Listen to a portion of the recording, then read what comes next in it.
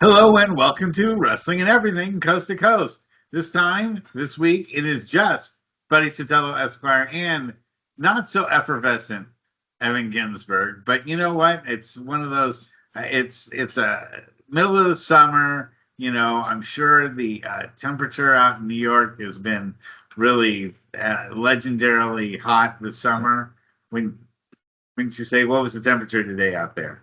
Um, Today it was in the mid to high 80s, but last Humidity. it was 101 degrees one day. We're not used to that in New York, and I'm out in the park doing Tai Chi every day, and it's amazing. These women in their 80s and their 90s, they're out there in that kind of heat, throwing kicks and punches, and yeah, it's balancing on one leg. It's inspirational. Sure. Well, as long as you don't overdo it. And then obviously, I do remember my vacations in New York dealing with the summer humidity out there. Although I guess that's more of an August thing than a July thing, or Generally, but it's been hot here. Yeah. yeah. And we've had our a little bit of a hot spell out here about out in the Bay Area, but it is kind of a trip that we are halfway through 2025 already. And I mean, 2020 is when we started this whole thing moving. And I was, you know, thinking a little bit before the show started because I don't have any burning topic. It's kind of like a slow time for everything. It's this time of year, it's not a slow time for me personally because it's my brother's birthday tonight. Oh, and shout out to my brother Owen for his birthday tonight. He is one person I can say honestly was listening to all 277 of our shows. Hmm. He's listened to every single show that we've done and given me feedback on every show that we've had, at least one way or So another. what kind of feedback? What's the good, the bad, and the ugly? He always says that it's a very special episode, and that it's fun. That our topics are fun to listen to, and again, I don't care if there are 1 trillion clicks on it, although it would be nice to monetize if we had 1 trillion clicks. But I don't care if we have a million clicks or 5 clicks, on our shows. You said it before, and the reason why we started this thing 5 years ago, 5+ years ago, was because it's been more of an online therapy session for us, especially an online confessional, to wrestling itself and why we love it so much. And then it's become a tribute to it. I mean, granted, we have always guests on the show and Leno's on the show and so forth, but sometimes it's kind of nice, maybe like we're doing tonight, to kind of take a look back on like what we've done in 5 years and to sort of reflect on that a little bit. And it's been amazing to me. I really have just this journey. You don't do. I mean, I've done this than I was in college. Okay, this has been longer than what I did to go through law school. Hmm. And pretty much it's getting to be almost as long as my actual career in as a wrestling manager itself doing this program. I mean I'm still doing managing, but the like the heart of what I was doing was probably about 8 years, in the business of being like doing it on a regular monthly basis. It was for about 8 to 10 years. But I've always been involved in it one way or another, and I would count this as being involved in the wrestling business as well. What we've done here for wrestling and everything coast to coast. What are your feelings? Um, I think you should be proud that you've done 277 consecutive shows, whether you're in pain from two major injuries and surgeries that you've had, whether you or me or Mike are sick, under the weather, tired, whatever the case may be, down, depressed, etc. I mean, it shows character just to Well, I haven't commit done to them something. consecutively. I did have to take 2 weeks off when I moved because physically there was just no way I could actually do it. All of my stuff was in boxes, and I hadn't even set up my internet yet and so forth when I got and the first Sunday after I moved, because I moved on the Saturday, I got to tell you, I couldn't have had a 1 hour long conversation with Guy if I needed to at that point. I was so out of it and still moving stuff at that point. So I did take 2 weeks off. There were a good reason to do it, and since then I think we've delivered a ton of quality shows. So pardon me for interrupting that thought, but I just wanted to say, because somewhere on the internet someone would be saying, well, wait a minute, they took 2 weeks off, you didn't do 277 consecutive shows. Well, we did take 2 weeks off. Sue us if we'll give you your money back for listening to the episode if you're upset about that. So continue. What I find is on my Facebook feed, when I see, like this week, for example, a show with JJ Maguire, I'm like, wow, JJ's gone. JJ wrote a lot of the theme music for WWE and WCW entrances, along with Jimmy Hart, and he was Jimmy Hart's musical partner and less well known, but there's somebody that had a huge influence, and he was a friend, and he's gone, but what we created will be there forever for whoever is a fan of, JJ, his friends, his family, or just people that enjoyed his work. Well, So, because we had him on the show, he became my Facebook friend, and I talked to him a lot for the couple of years that I knew him, and it was really sad to lose him. And I've made other friends, through this show.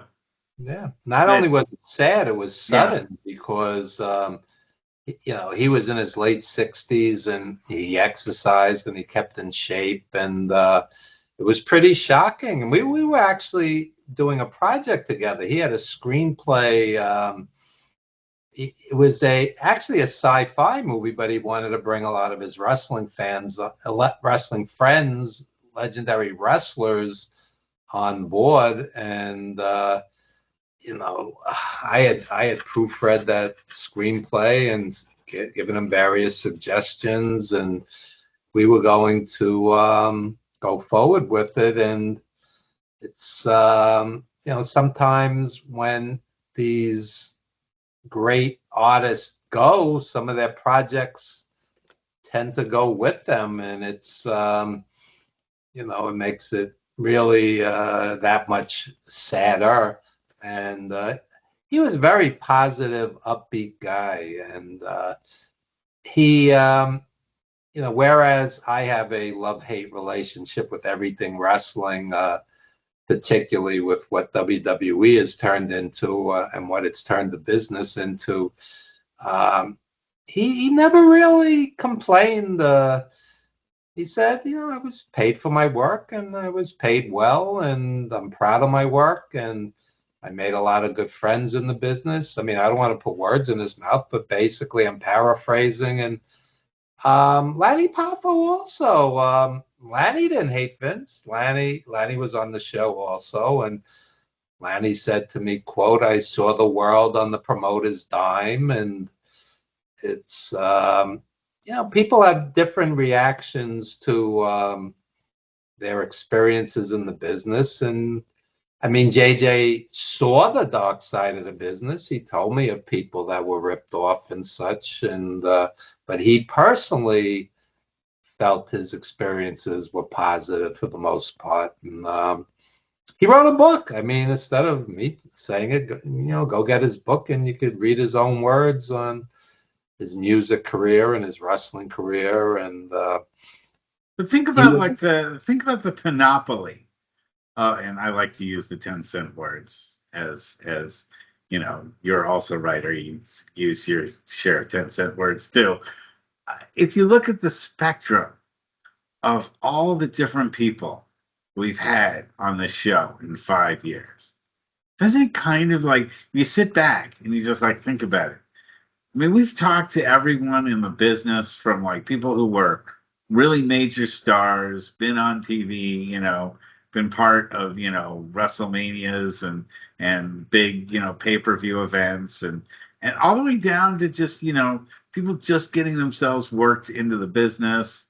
People have been announcers, people have been refs, people have been managers, people have been writers, people have been timekeepers. I mean, it's just every part of the business. We've like really talked to this whole amazing spectrum. It's something that I am both proud of, but also kind of amazing that we've been able to do this, and that it continues on, and that there's really no shortage of people to talk to. In fact, the more people I talk to, the more I realize that I haven't talked to even a fraction of the people that are involved here, and everybody has this amazing story behind. Have we talked to one person who just said, "I got involved in wrestling, it was fun," and that was the end of their story?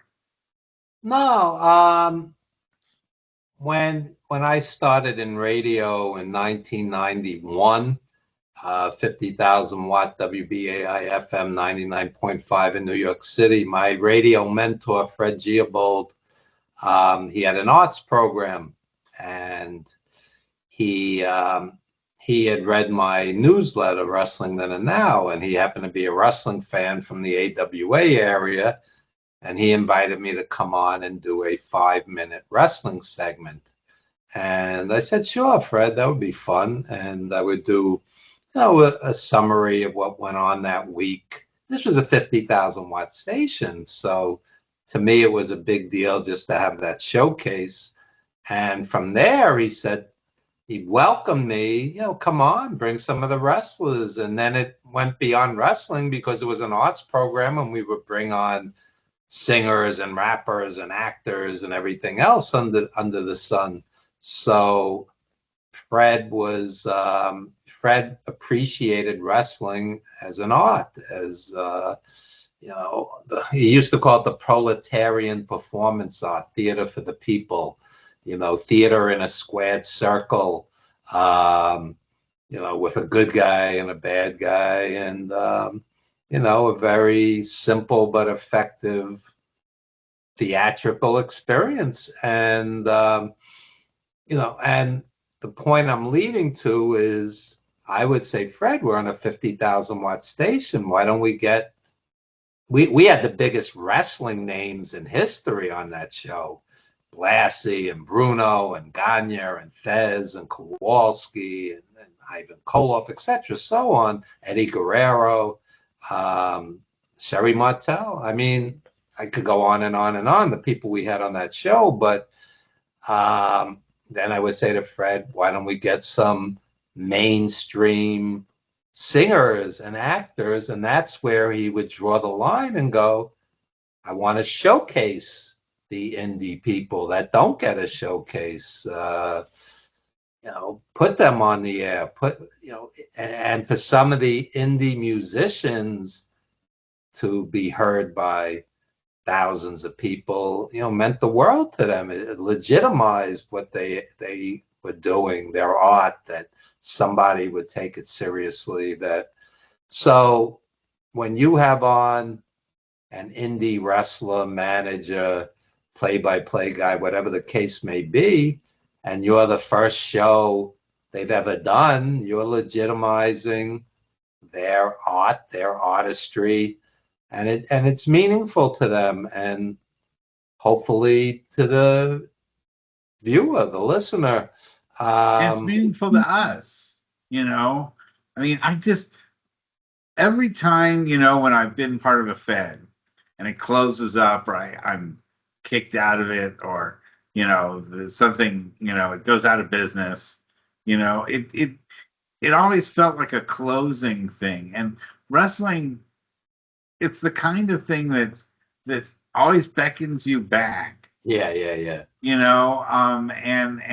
And it would be easy to you'd think technically to just say, okay, well, and I do. I mean, for every one of someone like us there's at least 10 other guys who got involved in wrestling, and once things didn't go so great, they ditched it and they never came back. I mean, there are a lot. I mean, yeah, I've used the show to get in touch with a lot of people that I lost touch with over the years, and all of them have wanted to like be back in touch. It's really amazing in that sense that I've lucked out. I mean, to reconnect with some of these people, and like in the case with my friend Tony Jones, it was only a short amount of time after we interviewed him before he was gone, and that was really my last chance to like talk to him and really find out what was in his mind and what he was all about before he left us forever. Well, let me just say something about the Tony Jones show. Okay, so for those who don't know, Tony Jones was a tremendous indie wrestler, worked Japan, had a WWF at the time tryout, etc., so on, and well respected throughout the business. But he never, quote unquote, made the big time, much like my friend Tiger Khan, etc. Okay, so you did a 1-hour show with Tony Jones. Nobody else, the clickbait boys, the I'm making a living off of this, it's all about the downloads, it's all about the views. Nobody else said, hey, I'm going to do an hour with Tony Jones, and that 1-hour show will mean the world to his family, his friends, his neighbors, to you, to anybody who knew and loved the guy.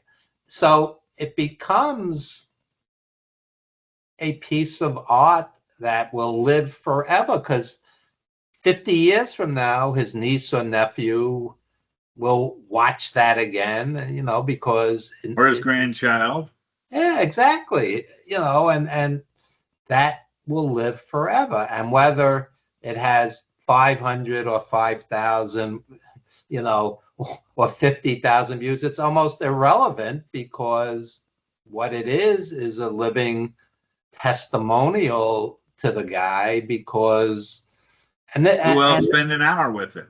Who else spend an hour? Yes, and nobody else but you saw this as an opportunity to give an hour to somebody well deserving, because you have 50,000, literally 50,000 wrestling podcasts, and 49,900 of them this week are gonna, go over Evolution and All In and NXT's premium live event, etc., so on, ad nauseum, the same bullshit. They're gonna go over every angle, every result, every move, so. I don't even know the matches in Evolution, to be honest with you. I don't even know. I didn't take the mental wherewithal to like focus, because there's going to be like 4 or 5 other shows this week, right? I guess. Ripley and Sky, everybody said, had a excellent match. And then Naomi runs in with the Money in the Bank briefcase, which she stole from Ken Norton when Ken Norton ran in on Ali and Frazier. Exactly. Yes.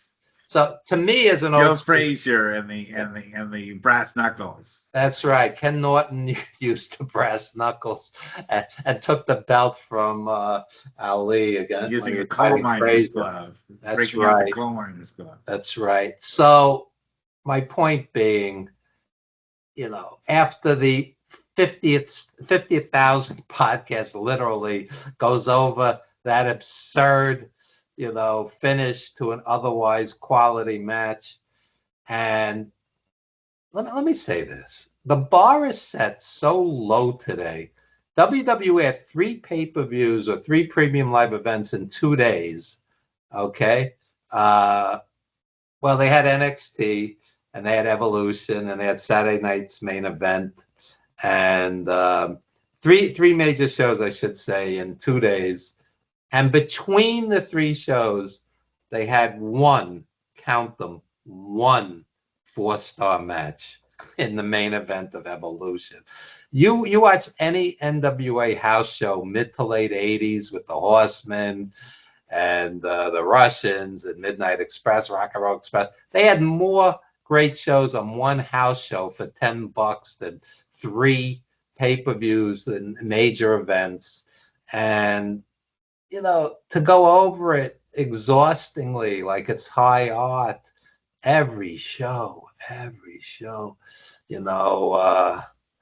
it's basically 3 weeks from now that those shows are rendered meaningless short of having a great guest on or whatnot. I mean, I don't get it, honestly. Well, So the idea is they're trying to build up to SummerSlam, and which is just another yeah, WWE. the fact that you're just hit with so many relentless numbers of shows now, I can't imagine what they would have going on at SummerSlam that is gonna like just jump off the page. Yes, they'll have a main event, where John Cena will face Rodney Allen Cody Rhodes. Rippey.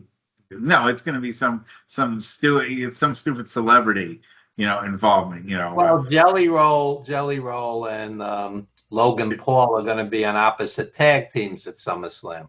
There you go, something along those lines. But my point would be, I want to see Jelly Roll perform music. I don't particularly want to see this guy wrestle. It's no, it smells of Vince Russo type booking, and it used to be that SummerSlam really was something that there'd be like a lull of stuff and things would go kind of quiet in WWE land and build up to SummerSlam. But the WWE can't do that anymore because of the contracts that it's signed and how everything has to be ramped up and amplified one up from where they were last time. So like Evolution everything has to be about Evolution, today in the last few days. And so you get all adrenaline pumped for Evolution, so to speak, not us, but the younger set and then you have just a tiny little bit of pause and you got to get ready for SmackDown and Raw and then you're going to have SummerSlam. I don't even know when SummerSlam is this year. August 2nd and 3rd. August 2nd and 3rd. Now. So, yeah, it's like you got 2 weeks. So, I mean, what are they going to throw together in 2 weeks that's going to really blow you off the page? And it's not the Jelly Roll. Sure.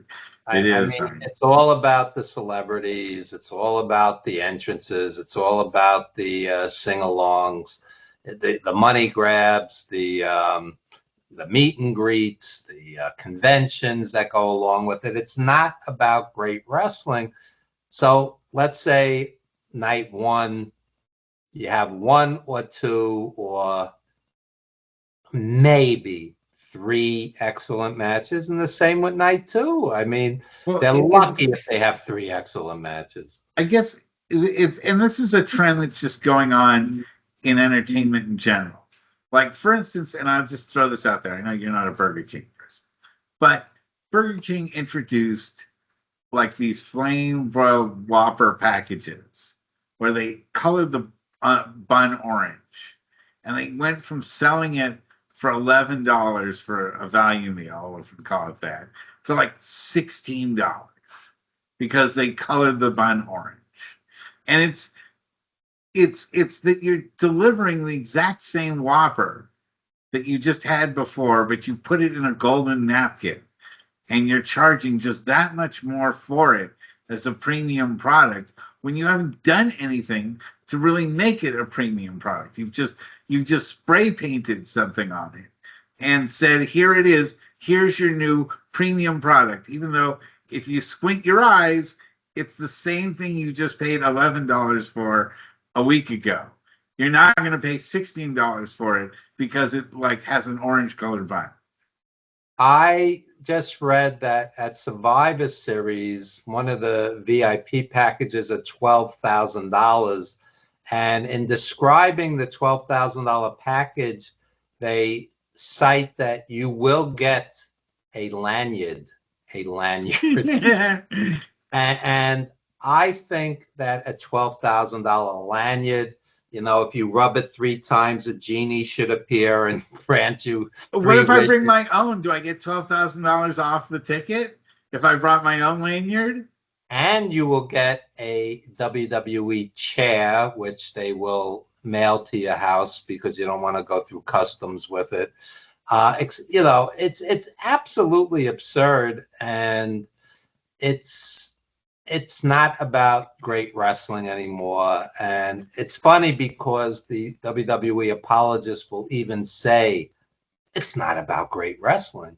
Now, as an old school fan, the only thing I care about is seeing a great wrestling match. And I wouldn't, but had I invested, you know, 8-9 hours into those 3 shows this past weekend, I would have seen one 4-star match, the main event of Evolution. I watched Saturday Night Main Event, and it was utterly instantly. Why is that so bad? Why is Saturday night's main event so bad? It used to be, when I was in college, okay, it was the 80s. When I was in college, Saturday night's main event, getting to see Saturday night's main event was a thing that guys like gathered around for. We would actually like get a bunch of beer when I was back in my drinking days, you know, and we would make it an actual like party event to watch Saturday night's main event.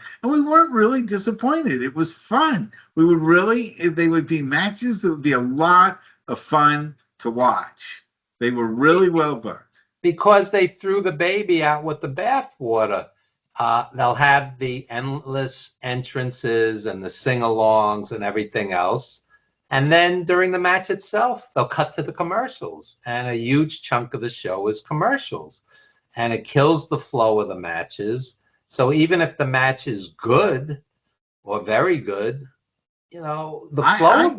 See, but this is where I would disagree with you. I mean, that's always a problem. I mean, I'm with you on what you're saying. I don't disagree with you, but I find the booking of Saturday night's main events, all of them have, since they've come back, since they brought it back. It's lazy. You have the faction. Yes.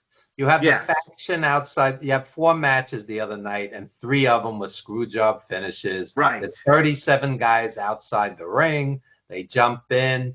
I mean, it's Vince Russo-like. I'm sorry. I said I can only insult it in the only way I can find possible, which is say it reminds me of the Vince Russo era of WWE, where you just have this kind of haphazard booking. Nobody wins, nobody loses, because it's always a disqualification. There's always, you know, a dirty finish on everything. And here's the other side of it. You have Jacob Fatu, who's excellent, charismatic, somebody original, and he's doing the running. He should be having the match because the other guys are lesser performers with less charisma. So why is it about the run-in and not about putting on the best possible match? This LA Knight is all sizzle, no steak. This guy's in major matches on show after show after show, and he never once rises to greatness. You know, it's the same 5 moves. He does his shtick. The fans chant LA Knight. You know, it's because they kind of want it, you know. It's one of those things that, like, you know, Triple H wants to say, I'm going to give you a hero, and you're going to accept him as a hero, whether you like him or not. I kind of felt that was the original run of Cody Rhodes. I think he never came off originally as that great of a face, and I still don't think he's a great face. I think of the WWE roster, he's one of the best. He's usually good for a 3.5, 4-star match. I mean, you're not going to mistake him for Ricky Steamboat, or even his father.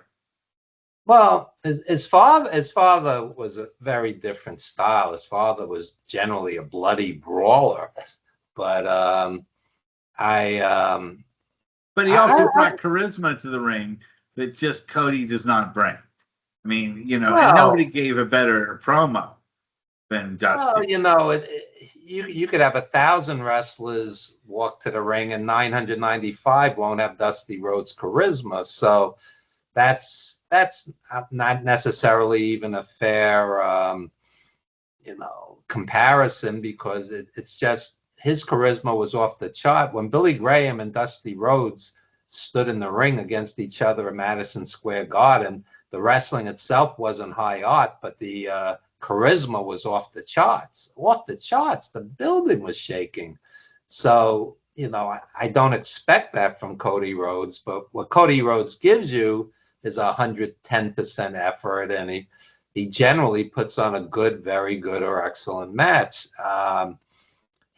WWE, it's not the roster's fault. It's if you, let's say for example, you're given a 15-minute slot, and 4, 5, 6, 7 minutes of it is entrances, and then there's commercials, and then there's the run-in. It's like, how much time do you actually have to showcase your wrestling? They threw the baby out with the bathwater, and I'll swear from here to eternity that the NWA house shows of the mid to late 80s, just going down to Philly or Baltimore, were better than any WWE pay-per-view, WrestleManias included. They just had better wrestling, better matches, and what it's about today is the celebrities, the entrances, the sing-alongs, the run-ins, the celebs in the audience. It's not about the wrestling, and it shows. And I don't know. There was probably 100+ matches on this past week televised between the premium live events and all the TV that was on. And if 5 of them were 4 stars and higher, it was probably a lot. And yeah, under 10. I mean, definitely. Oh, definitely. And then really that winds up being like, 10 or 15% of the total matches and total time that was spent on and you wouldn't watch anything else where 90% of what you were watching, you found fluff or not of any value whatsoever. And Triple H straight out said publicly, Jey Uso's everything we want. He has a great entrance. He sells a lot of T-shirts. He said it. Yeah. It wasn't about this guy's a great wrestler. This guy's gonna put on classics. He sells a lot of T-shirts. And here's the 3 points that Triple H made. He sells a lot of T-shirts. He has a great entrance. The fans love him.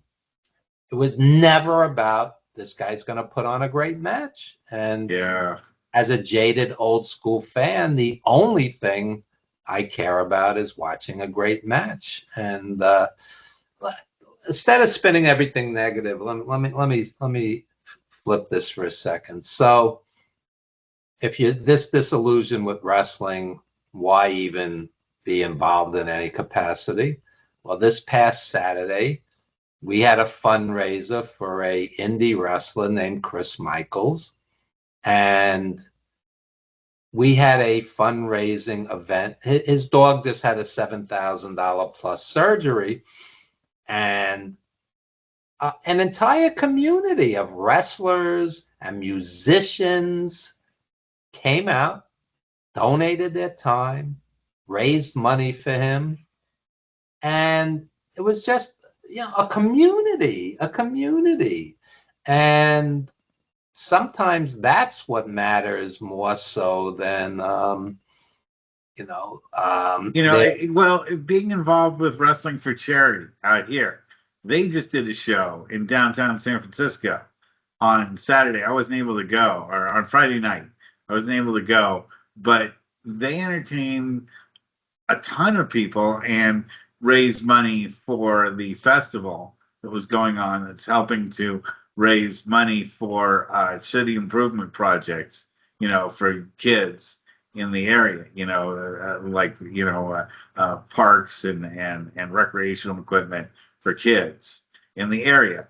And it kind of reminds me of when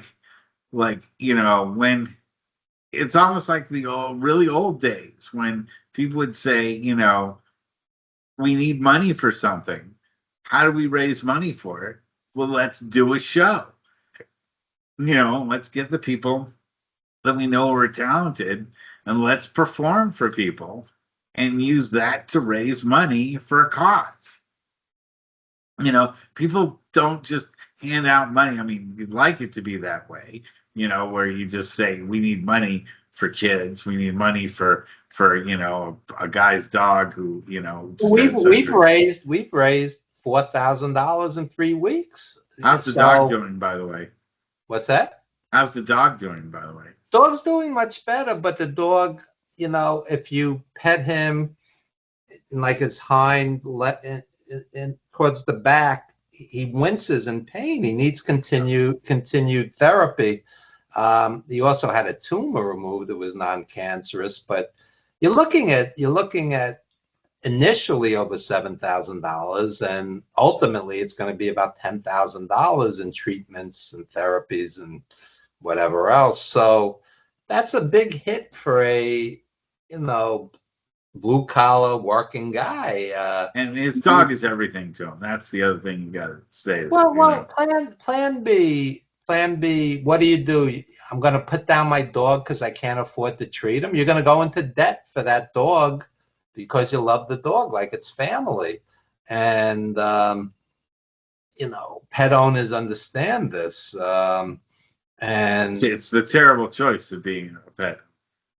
It's the worst part of being a pet. I mean, it's different if the dog's 11 years old. If the doctor said the dog had cancer and that he'd suffer from the treatments and it may not work, that's a different story. The tumor was not cancerous, and the dog could live for many more years. And so Chris, real name Bill, made the decision, I want to keep our beloved pet, a family member, alive. And in doing so, he went into debt, and an entire community came out to this event. And Chris wrestled. There's a piece in Pro Wrestling Stories today. Chris wrestled in WWF, early ECW. Eddie Gilbert was the booker.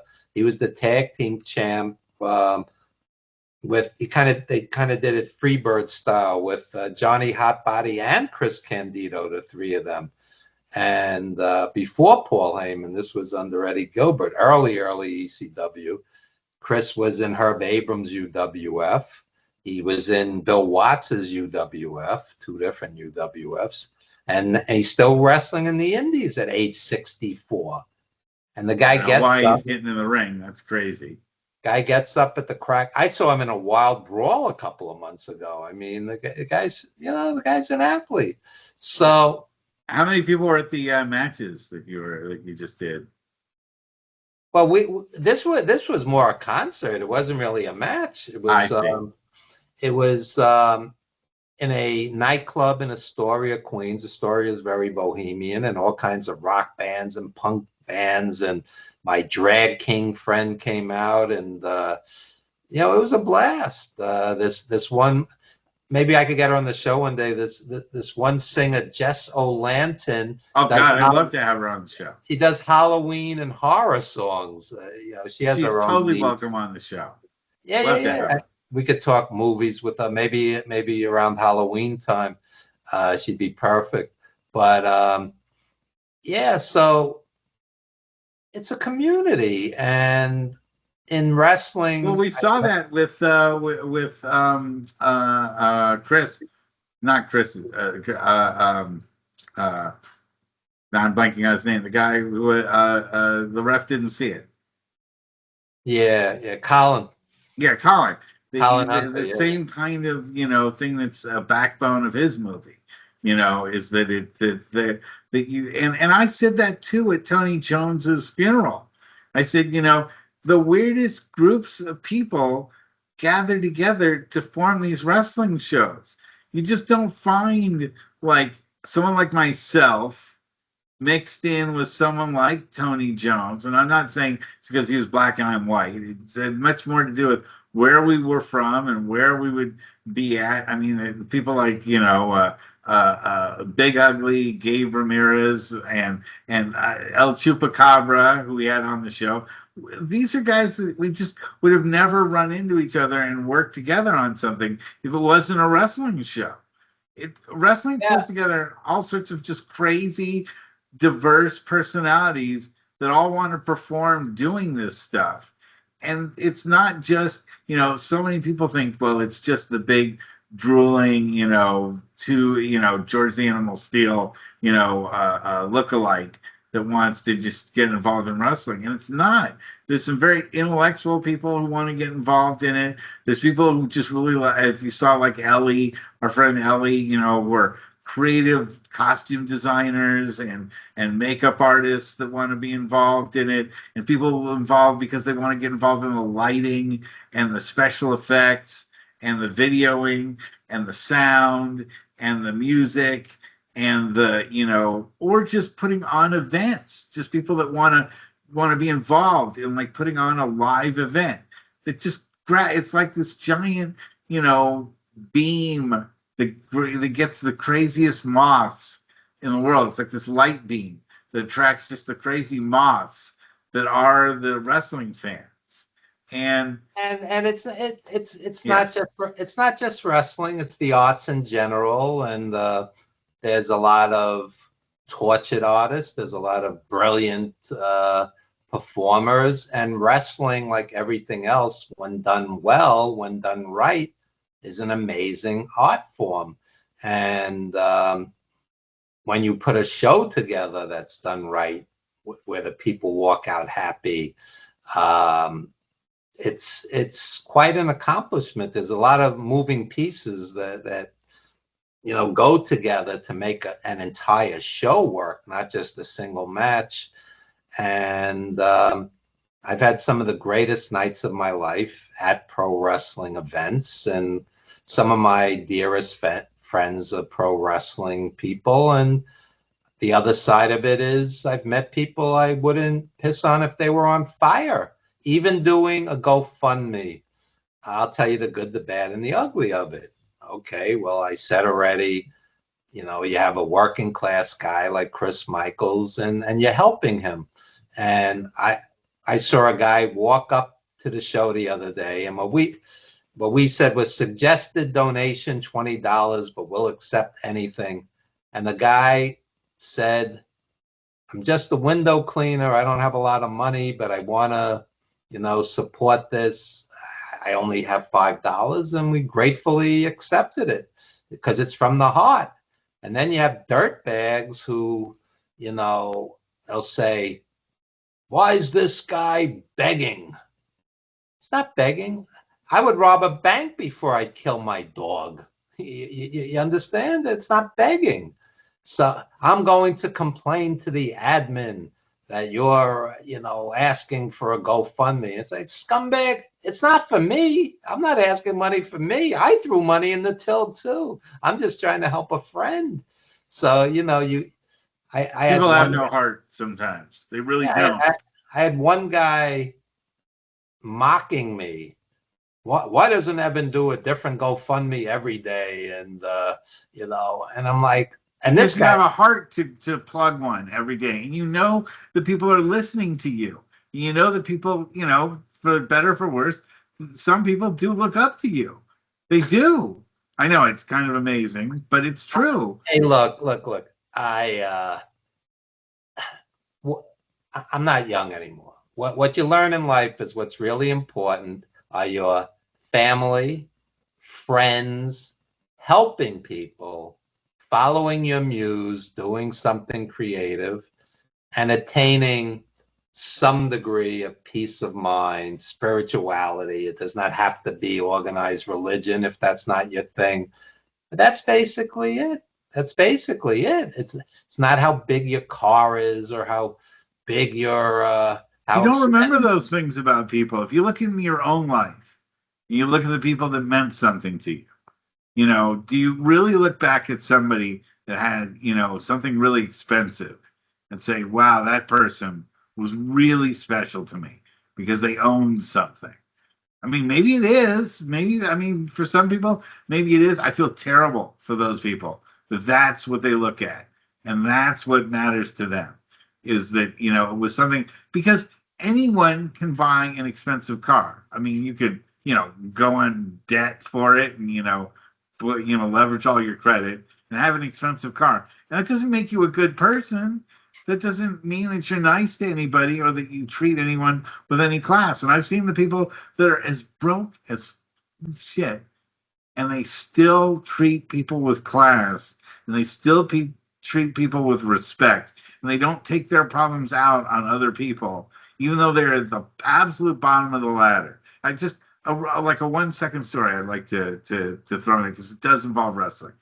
When I was in college for my first year, I kept getting I'm sorry, the second year I was in the dorms and we get these letters sent to Art Jackman and they'd be full of like handicapped, disabled stuff. I was like, what do they know about me that I don't know? How come I'm getting all this disabled stuff? And it turns out in the bottom floor of the same building that I was in, there was a guy named Ross Jackman. Can you believe that? Not R-U-S-S, but R-O-S-S. Yeah. So anything that went to R. Jackman was getting switched between the two of us. And I went to go meet him, and he had muscular dystrophy, and he turned out to be a huge wrestling fan. And we watched like Saturday Night's Main Event over at his place and watched a lot of stuff. And then I took him to a wrestling show and like the effort that it took for a guy that's in an electric wheelchair to get to a match, and I had to unload his wheelchair and then get him in there, and he's getting bumped by people that were walking into the arena, and like he couldn't really see around someone. We had to move his chair around so he could.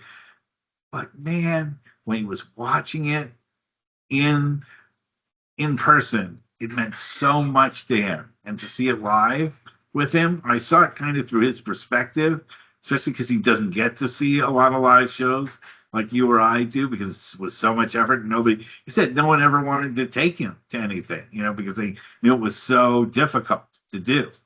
And it was really touching, and it really touched me. It's like 1987, we're talking about here. So, and since then, I've really understood that wrestling can cut through all these boundaries, and people who are of all sorts of walks of life can be entertained by, what goes on in the ring. And it's touched me, and it makes me want to stay involved in it. From work when I was doing the show in Gilroy, my friend who was, one of the mask guys, one of the performers, like these kids and an adult came up to him and wanted to take their picture. And to him, that picture meant everything.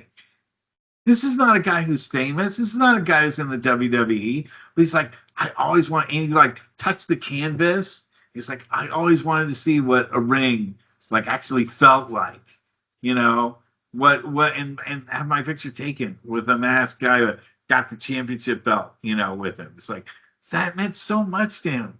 And I think the WWE's forgotten that it's stuff like that is what makes wrestling great, and not the entrances and not the sing-alongs, as you put it, and the friendship bracelet arguing stuff, and I think there's been like a universal plea through all of our shows to find a way to bring wrestling back to that. And I see it more and more in the indies now, than I ever saw it, than I The see it in the indies, the pros. indies are thriving partly because it's so expensive to go to a WWE show or a major show, and you could go down to the local indie, and it's gotten a little more expensive, 20, 25, $30 for many of them, at least in the New York, New Jersey area. But But that's because all the costs to put on the show are that much more. yeah, yeah, You know, yeah. it's not But free to do the show. still a minuscule amount in comparison Sure. to what a WWE show would Like cost. what it costs to go to a movie, you know, these days, what people are spending to go to a movie. My oldest friend, we would take his nephew, who was a kid at the time, to indie shows and ROH shows, and the kid, we never took the kid to a WWE show, and he met the wrestlers, and later they became big stars in WWE, and he met them, and you know, we had a blast. And take a kid to the local mom and pop indie and meet the wrestlers and get autographs, and you know, take pictures with them, and they're approachable, and it's a whole different vibe to it, and it's a lot of fun. And Johnny Valiant used to say to me, you know, when you're in the ring, you're 10 feet tall, because you know, to the fans, it's larger than life. He said an Al Pacino or a Dustin Hoffman, you put on a baseball cap and some sunglasses, they walk down the street, nobody notices them. But wrestlers are larger than life, and I to this day I love going to an indie. I'm going to an indie. I'm going to see our friend Cha Cha Charlie Saturday at the Elks Lodge. Yeah, on the 19th, and Colossal Championship Wrestling. And on the 20th, I'll be at TNA for their pay-per-view at the UBS Arena in New York. So next Those are week, good plugs. Those are good plugs. that'll be fun. That'll be a fun weekend next weekend. And I'm going with Ryan Persinger, who's a world-class photographer. And this guy shoots everything from politics to scenic stuff to wrestling. Ask him if he wants to do our show one of these days. Yeah. I'm sure he would. And he's a good guy, good-hearted guy. He's We're always looking for guests, so you know what's that? we're always looking for guests. So he sounds like he would be a good. Yeah, interesting guy, and politically very left. A lot of people in wrestling, ironically, are politically very right, including a big portion of the fan base. Not all, of course. Depends what area of the geography you're looking at. Well, they say the AEW fans lean more left and the WWE fans lean more right, but those are I'll tell you, based, you're not going to find a all. lot of Trump voters at a Hood Slam show.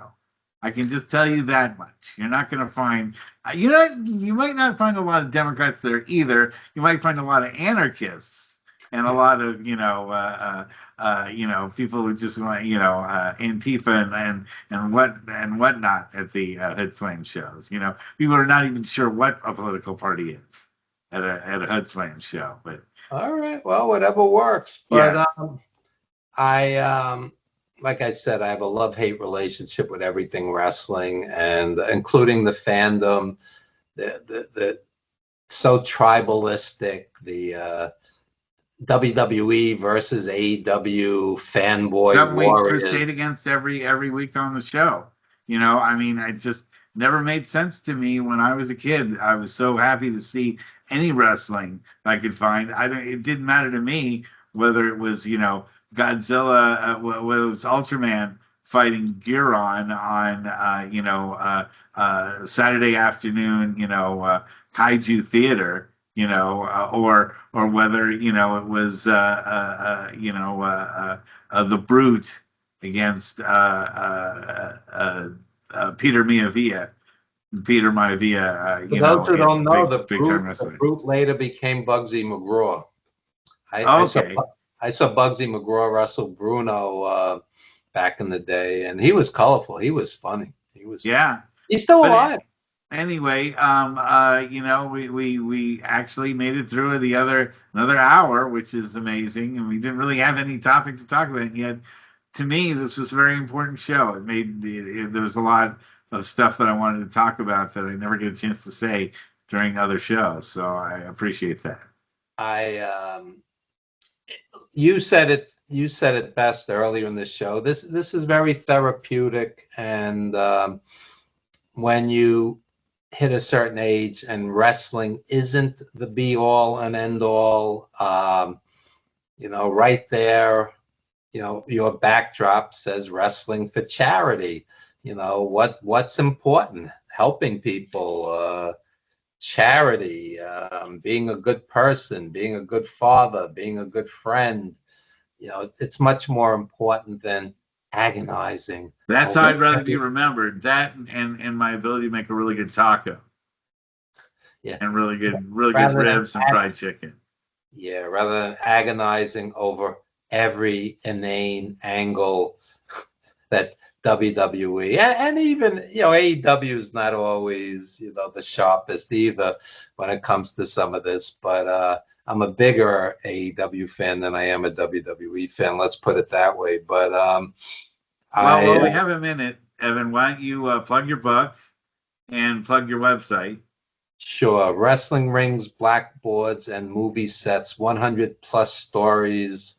If you look behind me, you have, let's see, the Valiant Brothers, Bruno, Kowalski, Nikolai, Lanny Poffo, Nicole Bass, etc., so on. And the stories on all of them in the book and many, many others. These were, people that I met, were involved with in some capacity, friends. Some slept on my couch, not Bruno, but Lanny and Nikolai, Greg Valentine, etc., so on. And it's basically my life in 100 plus stories, working in wrestling, working in education as a teacher, working in the film industry, and they all somehow merged. I mean, I just had Tommy. You were the common denominator. Yeah, I just had Tommy Rich come visit one of my classes. I had Johnny Valiant and Nikolai and Lanny visit my classes, and they were fascinating people for the students to meet and interview, and it's all about community. And when WWE makes it all about money, being the be all and end all, they kind of, yes, wrestling is a business and movies are a business and everything else, but there are films today being made on micro budgets that are more meaningful than films that are being made on $100 million budgets. And that's what's often forgotten and lost in the equation. And I would tell you, go down to your local indie next weekend or next month, whenever you have a chance. And I almost guarantee you will have a good time and walk out happy, and your kids will be thrilled. And support indie everything, indie film, indie wrestling, indie theater, indie music, indie publishing, indie everything, because you'll be glad you did.